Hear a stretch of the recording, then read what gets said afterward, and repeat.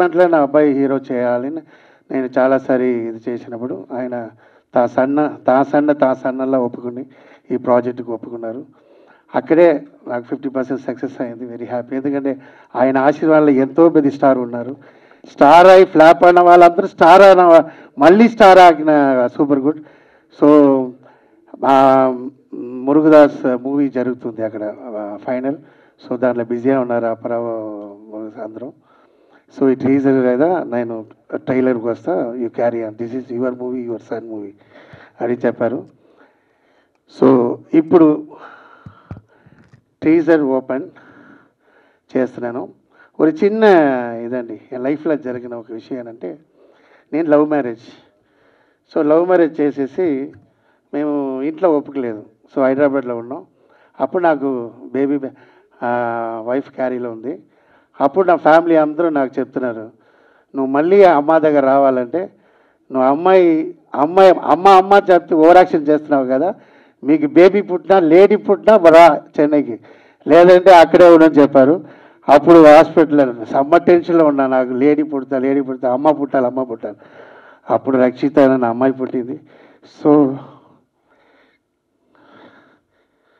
అమ్మ నాకు టెన్షన్, నా మదర్ లేదు.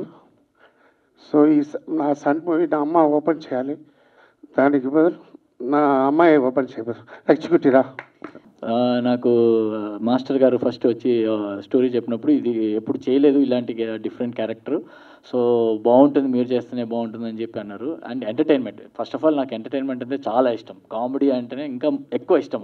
సో ఈ క్యారెక్టర్ కామెడీతో ఎమోషన్ ఉంటుంది, బట్ మీరు కామెడీ ఉంటుంది కానీ చూడడానికి ఎమోషన్ కూడా ఉంటుంది అన్నారు. సో చాలా బాగుండింది. 2 వేరియేషన్స్ ఉన్నాయి మూవీలో. సో ఈయనగానే నాకు నచ్చింది క్యారెక్టరు. సో అండ్ తెలిసిందే అమ్మ రాజశేఖర్ గారు కామెడీ అంటే అద్దరు కొట్టేస్తారు. అలాగే షూటింగ్లో మేము షూట్ చేస్తున్నప్పుడు అసలు షూట్ చేస్తున్నట్టు అనిపించలేదు మాకు. కామెడీ బాగాలేదు, అప్పటికప్పుడే అక్కడ పంచ్ పడట్లేదు, కామెడీ రావట్లేదు, నవ్వు రావట్లేదు, ఎవరు నవ్వట్లేదు అంటే వెంటనే మార్చేసేవారు. మార్చేటప్పుడు కూడా డిస్కస్ చేస్తూ మార్చినప్పుడు అప్పుడు వచ్చేది నవ్వు, ఆ నవ్వుతో ఇది బాగుంది, ఇది ఇలా చేసేద్దాం అని చెప్పి వెంటనే మార్చి అలా చేసాం. అంత స్పాంటేనియస్గా చాలా బాగా వచ్చింది.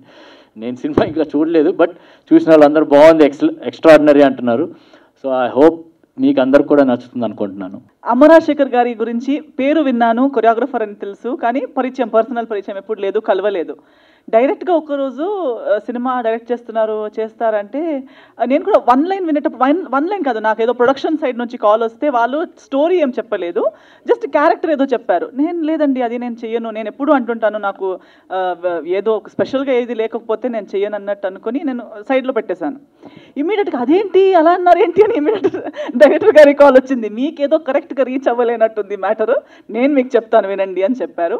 తర్వాత కలవడం జరిగింది. కలిసేటప్పుడు కూడా ఏమీ ఒక ఎక్స్పెక్టేషన్ లేదు, ఒక ఐడియానే లేదు what is he going to offer me. But when he told me, నేను ఆలోచిస్తున్నాను అసలు ఎలా అనుకున్నారు నన్ను ఈ క్యారెక్టర్లో, నేను నమ్మలేకపోయాను, నేను ఎలా చేయాలో నాకు తెలియలేదు, ఎలా నన్ను నమ్ముతున్నారో నాకే అర్థం కాలేదు. బట్ ఆయన అయితే ఫుల్ కన్విక్షన్లో ఈ రోల్ అయితే మీరే చేయాలి, దీనికి ఆప్షన్ లేదు అంటున్నారు. ఆప్షనే లేదు, మీరు చేయాలి అంతే. యాక్చువల్లీ అంబిషన్ చిన్నప్పుడు నుంచి ఉండింది, but I got the opportunity ఆ రోజు when my dad called me to the stage.